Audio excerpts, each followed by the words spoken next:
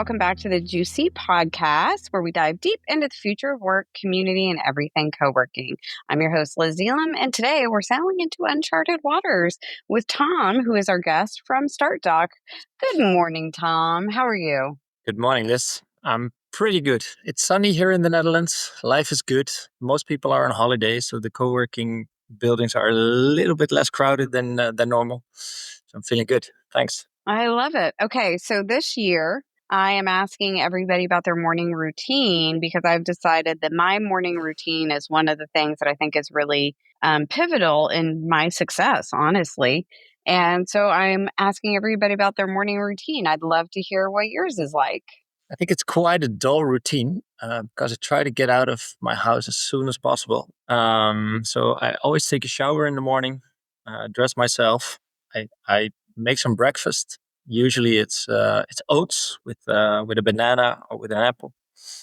And then I take my bike or the train out of my house towards any of our locations in Amsterdam or Rotterdam. So how do you decide which location to go to? Usually it's appointments that bring me there. Sometimes a tour for a potential new client. But usually it's appointments that I have with either colleagues or customers or investors or whatever. Mm-hmm. Okay, nice. So you started your first IT company while you were still at school. And I'm curious how you then pivoted to co-working. You did your homework pretty good there. I don't know how you found this list, but it's good homework. It's called AI, Thom. I used AI. Yeah, pretty good. Pretty accurate. No, that's correct. So we started during our study times because I met my current co-founder, Johan. Mm-hmm. He was already an entrepreneur from his 13-year-old. So he was building websites, and I got pretty interested in everything he was doing there. And then we became friends, and suddenly we were building a company together. So this was the very start of my entrepreneurial years. I was like 22, 23 years old. And at a certain point, we thought, okay, building a company is crazy hard. You need a lot of knowledge, skills, and network for it. So why don't we start our own office environment and invite plenty of other people that have these skills and knowledge and network? So these were the very first steps into our co-working company, actually. So it was just it's just how most businesses start. It's something you wanted, so you made it. That's correct. Yeah, and it was never our intention to build a co-working company out of it. It was the intention to create the perfect office environment for ourselves, running an IT company. But at a certain point, we found out that, well, running an IT company, you have to do with IT managers. Running a co-working space, you have to do with entrepreneurs. And we got way more inspired by the entrepreneurs. So then we thought, okay, we should just totally hop on this train and try to see where we can build this. Amazing. And how many locations do you have now? Currently, we have 6. So we started in Amsterdam, in the Netherlands. 5 of our locations are in Amsterdam, all on the beautiful, cute canals here in the city center. And one of our locations is in Rotterdam. And all of our locations are monumental classical buildings. So very old buildings with this beautiful vibe with chandeliers and marble. And it's very old. But the people working in these buildings are usually very young and dynamic, building very cool and inspiring companies. Yeah, I love the dichotomy of this classic old building with super young people in it building new things, I love The that. new generation. And I love on your website it's really clear that you guys have a huge focus on community, and you specifically say that you use community as a growth engine. Can you share like an example of that or how it's a growth engine?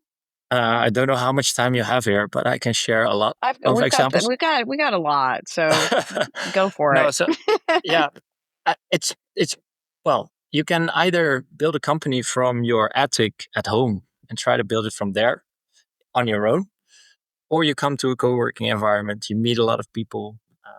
They help you build your company. They help you towards customers. They help you towards investors.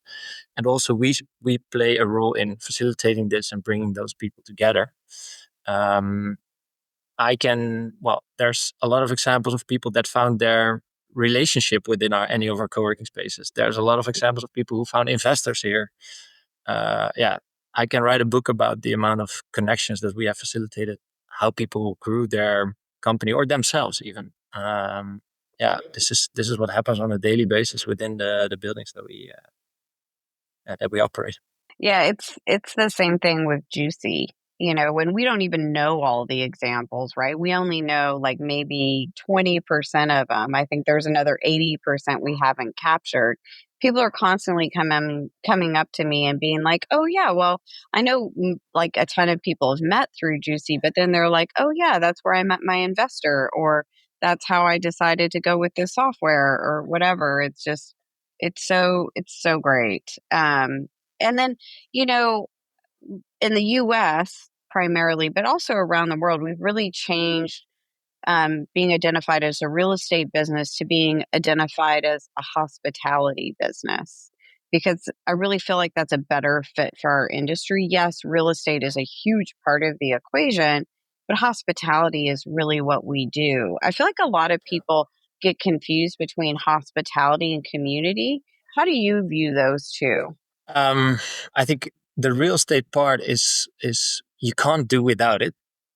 So you need the real estate in order to bring the people together. But it's not my hobby in any way. The real estate part of what we're doing. We came into this field because we thought offices should be more inspiring. Offices should be more attractive. You can make it a great time for people so that they get inspired, that they enjoy the time while being in an office, while a traditional office is not necessarily inspiring. So that's why we started creating the co-working space. And now I forgot your question. Oh, the hospitality part. Yeah. The hospitality part in a co-working environment is the core of the work. The people working for our company, nobody studied real estate or brokerage or anything like that. They all have a study background in hospitality, hotel, facilities management. This is the work that we do. It's hospitality only. Yeah, a lot of people are recruiting from hospitality, from co-working, and I think that's been going on forever, which I think is super smart. So, Yeah. I read that when you initially started SmartDock, that you started with a private loan backed by letters of intent. Was that like a good way for you to get started? What lessons did you learn from that? Yeah. So, in my opinion, there was no other way to get started because we didn't have money. We just came out of our university. And so we needed a way to start. So we found a couple of our dads were happy to give us a loan under hard conditions. And we had to show them upfront that there were customers who were interested in this crazy concept of a co-working space that we thought of. So I would say it's the perfect combination because the the the the type of investors that we had were friends, family, fools, which is pretty good for the initial phase. And by already lining up your potential customers, you also prove a little bit of the concept that you are willing to set up. And just setting this up and hoping that customers come in, I think is too risky if you start your first one. So I would always advise Yeah. people to make sure you have the customers first and then open your first location. Right. I mean, I think that's something that WeWork really showed us when they were opening, and they would start sales 6 months before. They would have it, 80% sold before they even finished it. When I started mine, I started in a very similar way. I put in some of my own money, and I took some money from my dad that was a loan. And that's how I started because, yeah, there was no other way. And I was super lucky um, that the landlord that I got, his son had been to San Francisco and had seen a co working space. So he talked to his son about this crazy girl who came to see him who wanted to open a co working space, and he wasn't inclined to do it. I had no background or whatever, and his son's like, "No, let her do it." and said it would be great for our center because I was going into a retail center. And it totally was. I revived the center to a large extent. And Cool. they had all this vacant retail space, and it was a really big complex. So they started turning it into kind of startup space. And so it really helped change their business as well. So totally And get it. yeah, and how much years was this ago, and how is it running now? Oh, well, I started in 2010. I expanded to 3 locations, and I sold it in 2019 to Common Desk, and then Common Desk sold to WeWork. Cool. Yeah. So I'm pretty And the sure I'm center the is still first. there in the retail space? No, Common Desk closed that location because it was too small, and but the third location is still open and operating and full. Cool. But there you say something interesting. Too small. Our first 2 locations are also too small.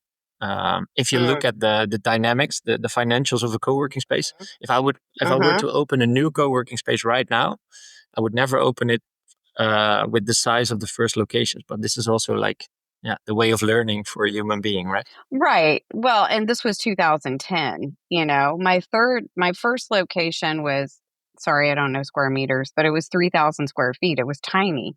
And Yeah, then my second location more than doubled it. But then my third location was, I think it was 20,000 square feet. So it was yeah, huge. yeah.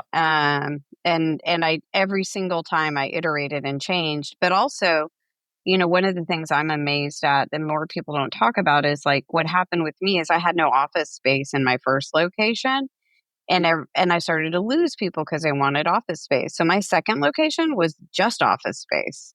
Yeah, And so it's like if you listen to your customers, you know what you need to do next or what you're totally, missing.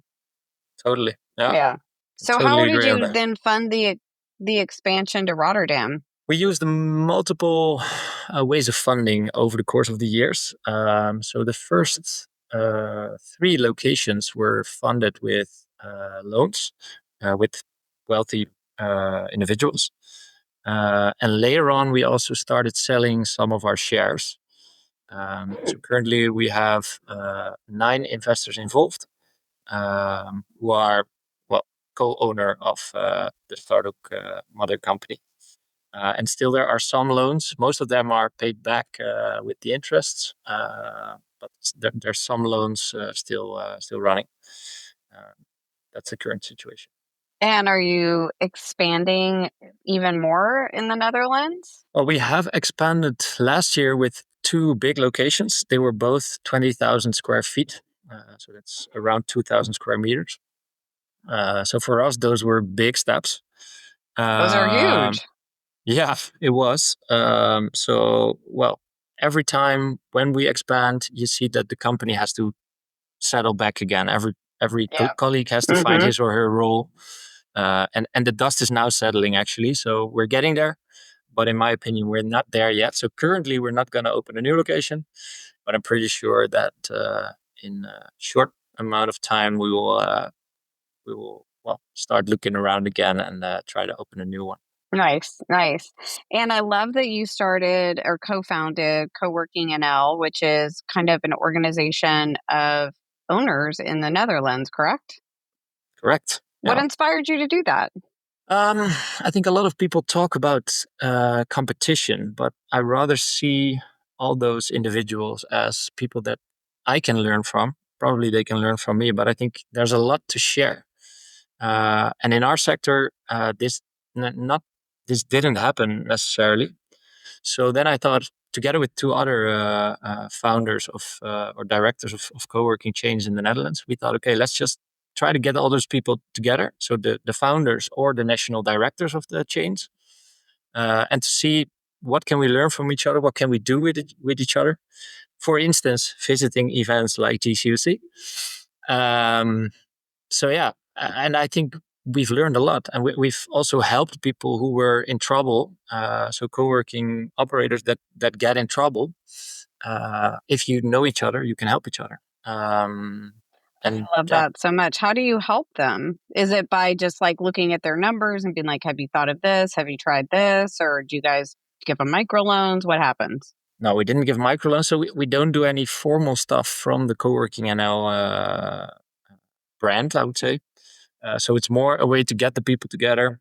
And if somebody, some of the operators is in need of help in any way, we sit with all the owners and the directors together. We can see what we can do. So, for instance, there was one of the founders of one of the operators in the Netherlands. His daughter was very sick, so he wanted to sell his co-working space. Well, he knew all the other directors and founders of the co-working space, so he contacted all of us to see what we could do. Or another example is got punished by the municipality of Amsterdam here in the Netherlands because they gave away free beer. And then came to co-working and out say, hey, you guys also give away free beer. Can't we, go to the municipality together and explain why we do this, and that it's not competition with a cafe or a bar, but that we're an office environment. So we went to the municipality together, and the municipality got back.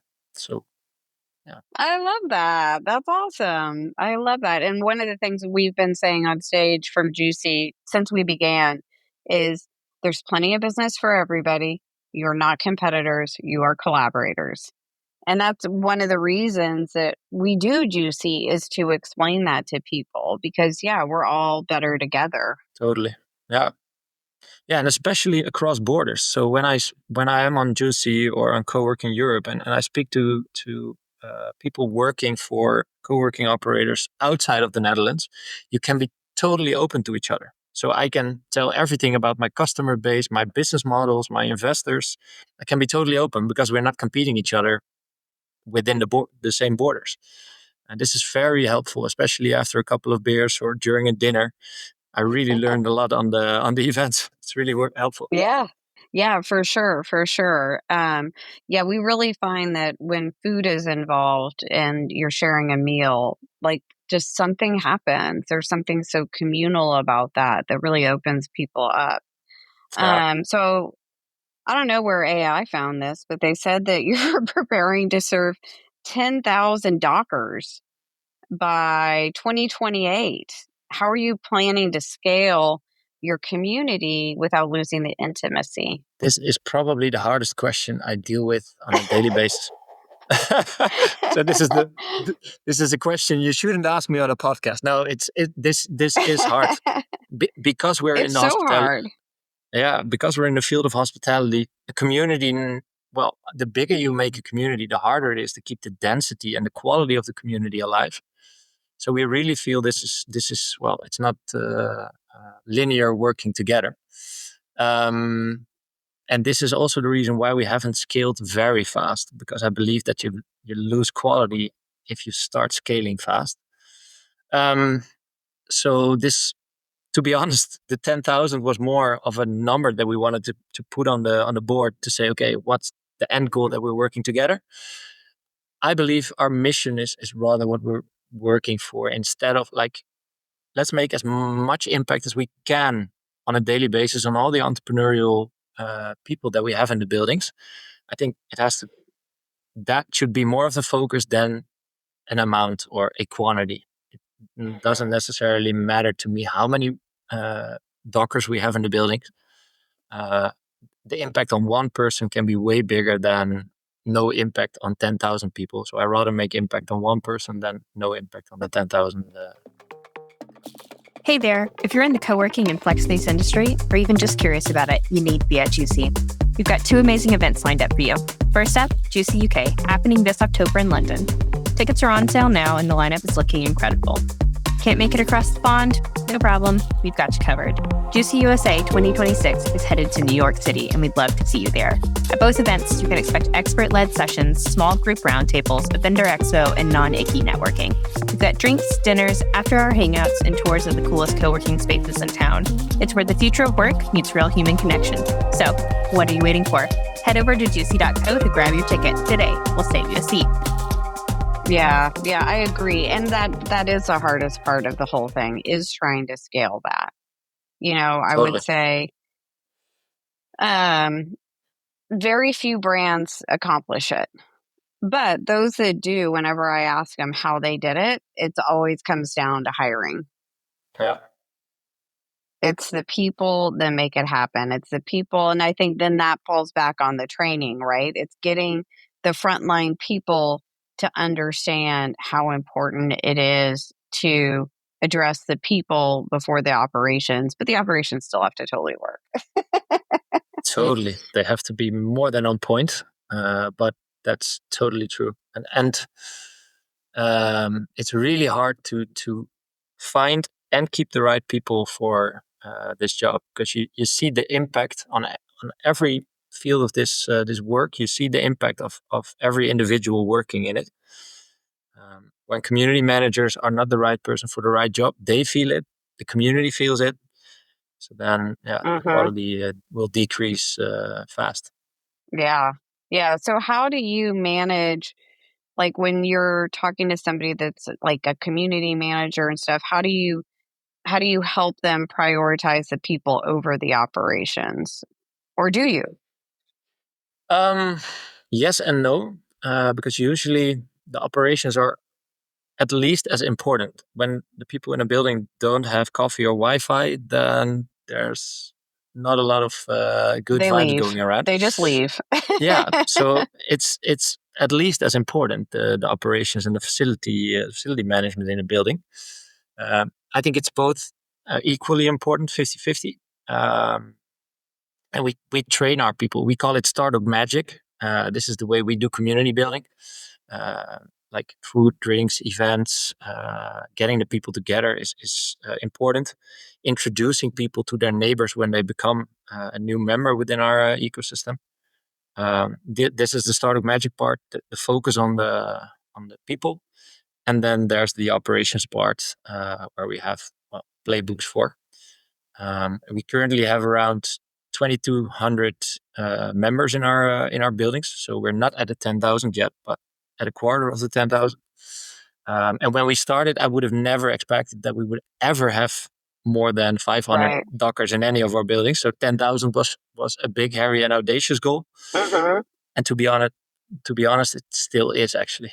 It still feels like impossible. It is. But I think if you don't have lofty goals, it's so easy to sell yourself short. Totally. Yeah. I love big, huge, scary, hairy goals that you're not sure you can ever get to. But why not? You don't know. You might get connected with another brand and have 10,000 people next year. We don't know. Might happen.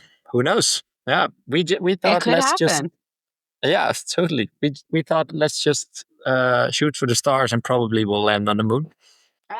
I love it. Okay, so looking out, how do you see like co-working trends in Europe evolving over the next few years? What's going on over there? Depends on the lens you take. I would say for operators, the collaboration with landlords is totally changing. So from normal rental contracts towards management agreements, I think this trend is totally going on. We even get landlords coming to us, proposing us management agreements, which has never happened in the first 8 years of. We're doing this for 10 years right now. So the first 8 years, this didn't happen. Now it's happening because our brand is, they know the brand, they know what we're doing, so they propose it to us now. So that's what is changing. I think towards the customer has more to choose, and this is good for the customer. So not every person likes a startup building. Some people like industrial. Some people like glass skyscrapers on the south axis here in Amsterdam. So it's good that people have something to choose from, and the amount of flavors that they can choose from is rapidly increasing. So I think this is a good development for the co-working user. That's some trends I see. I love that you said flavors, because I have for many years been using the analogy of it's like ice cream. You can just go into your city, try a bunch of different flavors and see what works out for you. Because I had a lot of people who they would go to one co-working space and they were like, I tried it. It didn't work for me. And I'm like, but did you go to another one? But did you go to another one? Because yeah, you can find what fits you. And so, and people will self-select into where they belong. And it just works out. But a lot of people stop at one. Which is fine as well. If you found the right one for you and it feels good, then, well, stay. Yeah, 100%. But if they go to one and say co-working doesn't work for me, I'm like, you're wrong. You haven't tried enough, because Totally. you will Yeah. find your people for Yeah. sure. And some co-working spaces are very crowded. Some co-working spaces are very silent. So no co-working spaces like the other one. Not even within chains, I would say. So we've seen a new thing emerging here in the US, and I'm curious if you're doing this in the Netherlands, which is so Switchyards is kind of a emerging brand. I say emerging, but they've been around for a long time, but they've really kind of hit their stride, and they have a quiet room. And Sarah Travers of Work Bar has quiet space. And I was talking to Christy at Hudco, and she has quiet space, but it's not used by a lot of people. And I'm like, you need to convert that into an office. And she's like, but they love it. And I was like, interesting. So have you guys toyed around at all with having a quiet area? Or is that a trend you see coming? We do have one location in Rotterdam where we have a nap room. So you can sit there and have a nap. But not a quiet room. But there, we've discussed this multiple times, and I don't have my notebook next to me, but I'm gonna throw it up again in one of our meetings, because I still think it's a good idea to have in any location, because the dynamics of a co-working space are cool and inspiring and useful for building a business, but it's also asking a lot from you as an individual. It's also good to also calm down sometimes, even if it's 15 minutes per day. So a quiet room is a good idea. Yeah, and we've had people talking. We started talking about designing for neurodivergent back in 2019. Was the first time we put that on stage, and I think that's also really good, is having different spaces for, because people have different sensory needs. So I think that those spaces often are helpful. Yeah, totally. I agree on that. Yeah. All right. So, wow, this went fast, but I left some time because my last question is, what question should I have asked you, Thom, that I didn't? And then you get to answer. Yeah, I actually prepared a question for you, because I'm also curious where you see this sector going. So you first. Where do you see this sector going? You've followed the sector for a couple of years. Well, where do you see it going in the next 5 years? Yeah, I have been researching co-working since 2009.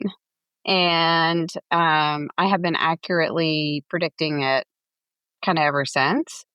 And then during COVID, I went and got a graduate certificate in foresight. So I'm super obsessed with this. I'm actually coming out with a podcast where I'm doing kind of like an update to my megatrends predictions that I do every year. But overall, and I am a bit of what we call a Pollyanna, like I always see the positive. I feel like we are 100% past COVID. I think that in the US, remote work is not taking hold, and I don't think it's really taking hold in a lot of other places as well. I think hybrid work has been fantastic. I think we are going to have so many corporations needing places for people to go and be productive. I do think the design is evolving very fast. A lot of people want flexible spaces, but within their own walls. Like, you have to be able to flex your space constantly.